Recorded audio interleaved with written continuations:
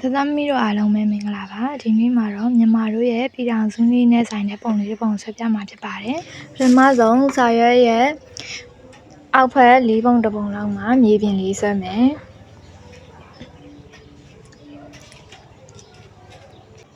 ပြီးရင်လွတ်လပ်ရေးကြောက်တိုင်လေးကိုဆွဲဖို့အတွက်အလယ်လောက်ကိုမှန်းပြီးတော့အပေါ်ဘက်ကို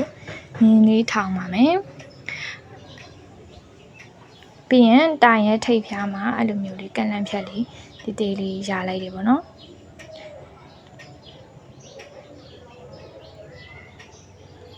ဟိုဘက်ဒီဘက်ညီအောင်တော့တတိထားပြီးတော့လုပ်ပေးပါပြီးရင်တိုင်ရဲ့အောက်ရှည်လေးကိုတောင်းမှစတုကန်တုံးပုံလေးဖြစ်အောင်ဆွဲပါမယ်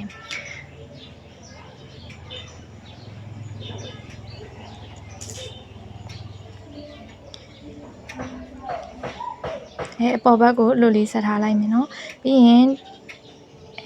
အဲ့ဒီနေရာလေးနှစ်ခုကိုလမ်းဆက်ပေးပါတယ်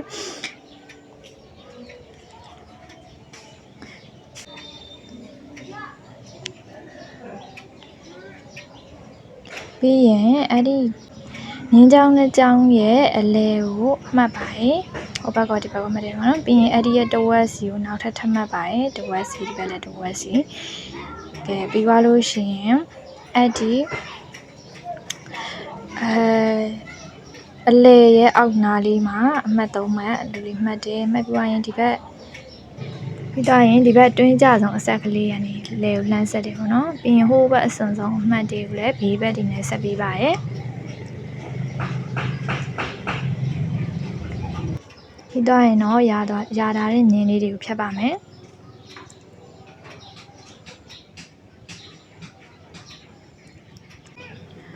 တိုင်ရဲ့ထိတ်ကရှွန်နေတဲ့နေရာလေးကိုတော့ white လေးဖြစ်သွားအောင်အဲ့လိုမျိုးလေးနှစ်ဖက်ခုံးမိလိုက်တယ်ပေါ့နော်ဒိုင်းရှုံကြတိတ်ပြီးတော့မလှလို့နောက်ပြီးတော့ရင်အလဲဘက်ကဟာလေးအလဲအဆက်လေးနဲ့ဟိုထိတ်မဟုတ်ပဲဒီဘက်ဘေးလေးတွေကိုလှမ်းဆက်ပါရယ်ဟုတ်ပြီခုဆိုရင်တော့လွတ်လပ်ရေးကြောက်တိုင်လေးပြီးသွားပါပြီ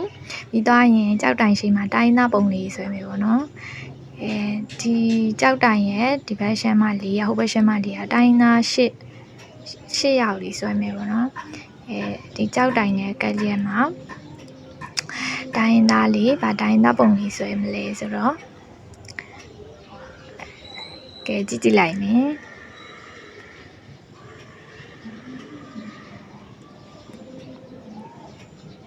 အဲ့လိုညနာလေးပြီးသွားတဲ့ခါကျတော့သူက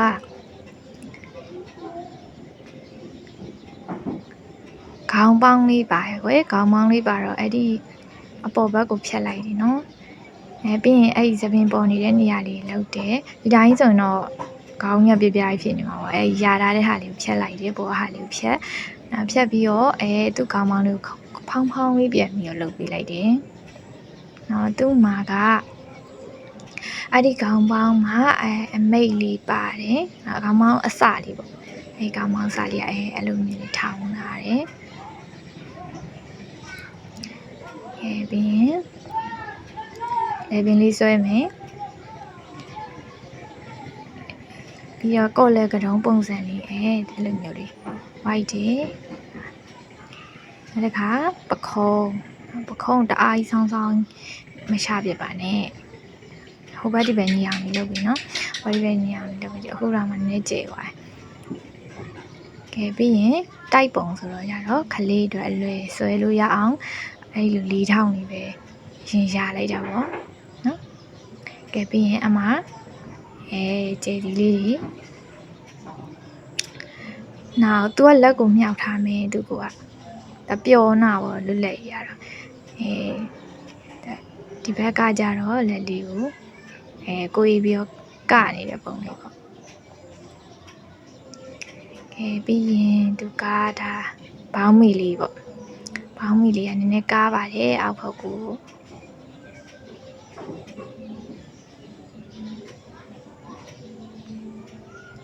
ရှစ်ထောက်လေးလည်းအလွယ်လေးပဲဆွဲနော်ခလေးလေးကုန်လိုက်ဆွဲလို့ရအောင်လဲလေးပဲဆွဲပြတာပါလေဒါဖက်နဲ့လေးအချိန်ညဖက်နဲ့လေးဆွဲပြီးတာပါရဲ့ ကဲပြီးတော့ရင်သူကလွယ်အိတ်လေးလည်းပါတယ်ဘေးဘက်ကနေမြင်ရမလို့တအားဖောင်းဖောင်းလို့ဆွဲကြတော့မလို့ပေါ့နော်ဘေးတစ်ချက်နဲ့မြင်ရဆိုကဲပြီးအဲ့ဒီမှာအဲ့လိုမျိုးအလုံးလေးတော့ပါတယ်နောက်သူ့ရဲ့မြှောက်ထားတဲ့လက်ကကြပါလေကင်ရမလဲဆိုတော့ဓားလေးကိုကင်ထားပါရဲ့ဓားလေးကင်ထားတယ်ဒါဆိုရင်တော့ဗာတိုင်းသားလေးလည်းသိမလားကချင်တိုင်းသားလေးဖြစ်ပါရဲ့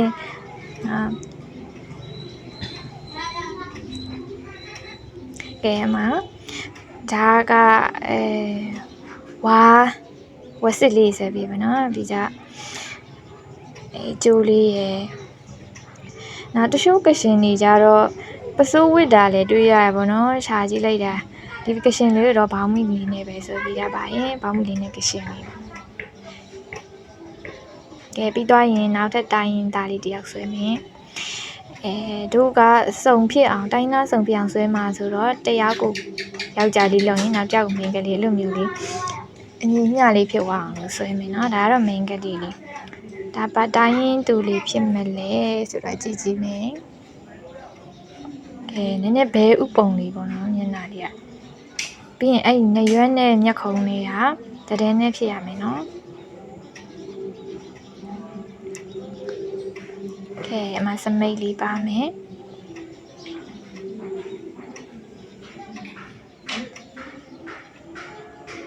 သူ့ခေါင်းမှလည်းအဲ့လိုမျိုးလေး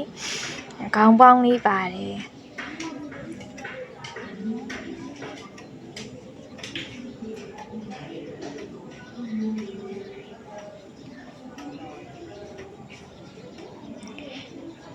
ခေါင်းပေါင်းမှအဲ့လိုမျိုးအလှလေးလည်းပါတယ်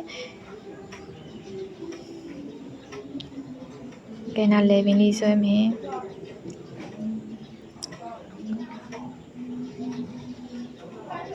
ပြီးတော့နှထောင်လေးပြီးရင်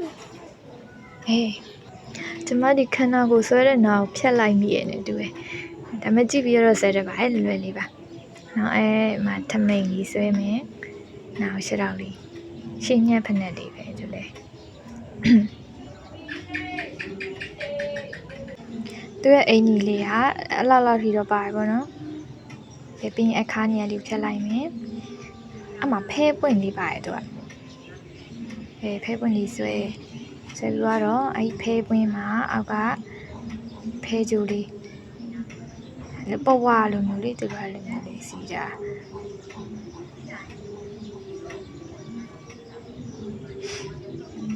ပြီးတော့ရင်သူရဲ့လက်ကလေးဆွဲမယ်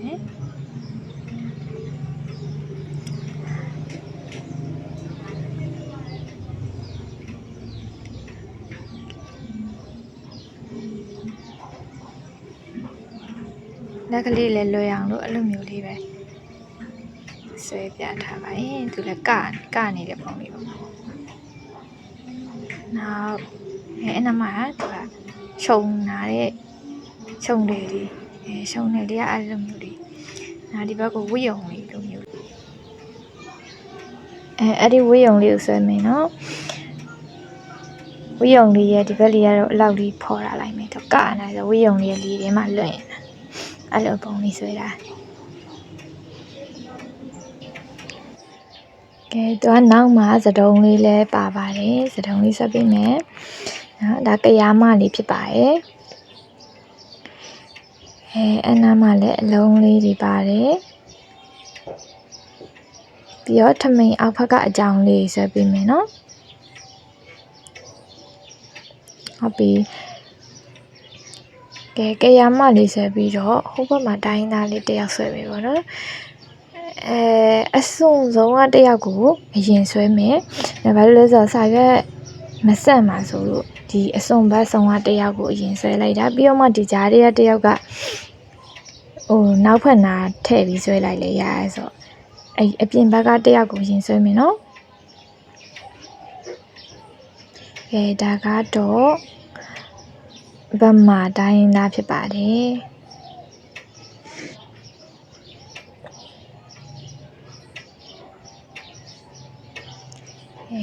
အမခေါင်းပေါင်းလေးလှုပ်လို့ရှိရင်ထုံးစံတိုင်းပဲလိုမျိုးလေးဖြတ်လိုက်တယ်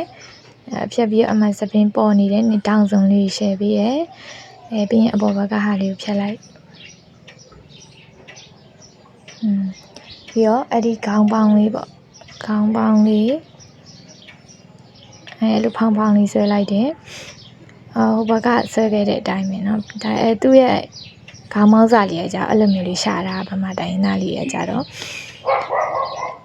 ပြီးတော့တိုက်ပုံလေးဆွဲမယ်နောက်ပခုံး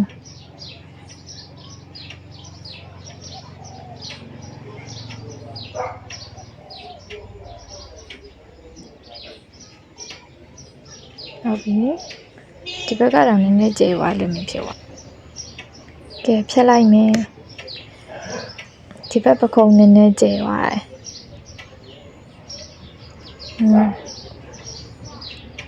ဟုတ်ပြီ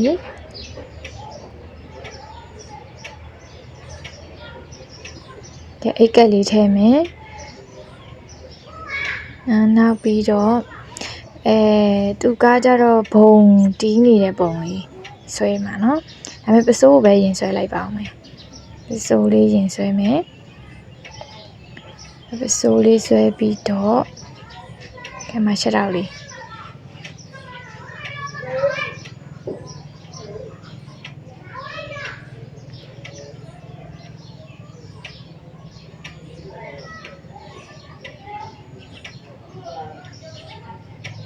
ဘုံလွယ်ထားတဲ့ပုံလေးเนาะဘုံလေးကိုအဲ့ဒီဘိုက်နာလောက်မှာဆွဲလိုက်တယ်ဘုံလေးရဲ့ဒီဘက်ကအဝိုက်လေးเนาะဟိုဘက်ကကြတော့ဒီလိုခုံခုံလေးပဲမြင်ရတော့မယ်ဒီဘက်ကိုပို့ပြီးမြင်ရမို့လို့ပြီးရင်မှသူ့ရဲ့လက်ကလေးဘုံတီးနေတဲ့ပုံလေးပါเนาะကဲပြီးရင်ဒီဘက်လက်ကဲဘုံလေးမှာအလှလေးတွေအဲ့ဒီကြောင်လေးတွေထည့်ပြီးရယ်ကျိုးလေးတွေပါနော်ပြီးတော့အဲ့ဒီဘုံကျိုးလေးဘုံလွယ်ထားတဲ့ကျိုးလေး